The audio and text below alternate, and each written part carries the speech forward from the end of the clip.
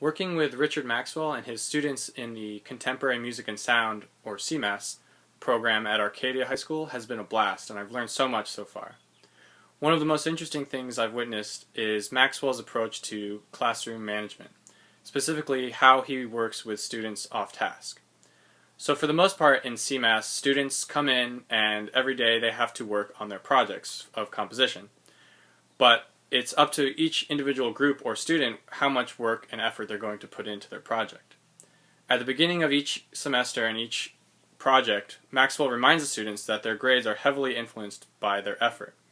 So students are really responsible for their choice in how much work they're going to be doing. So if students are off task and just conversing or hanging out basically, Maxwell doesn't intervene and force them to work. Instead, he just makes note of it and it affects their final grade basically.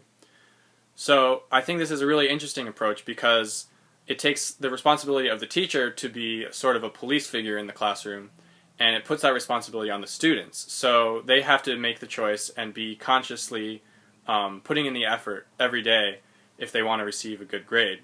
Because it's fairly obvious when students are off task, and even though it's not the best behavior, it's not affecting other students, so Maxwell actually lets it slide because again, it's their choice and it's going to affect them and their grade only.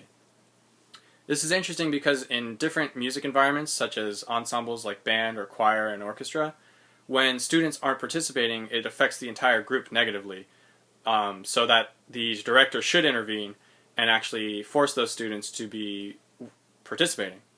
But in a class like CMAS, where groups are working independently of one another, if one person decides not to work, it doesn't affect the other students in the classroom, it only affects their work. So it's a little bit more of a real-world situation in that you basically have to be very responsible and make your own choices, and if you're not going to do the work, you're not going to get the grade. But no one's going to be standing at your back every moment along the way asking you to do it. So overall, I'd say this is an interesting strategy for classroom management, and it's a unique situation for CMAS, but I think it really works in this context, especially because it's a class that's supposed to be preparing students for a career in the technical world in their future. So thanks for listening. I hope you enjoyed.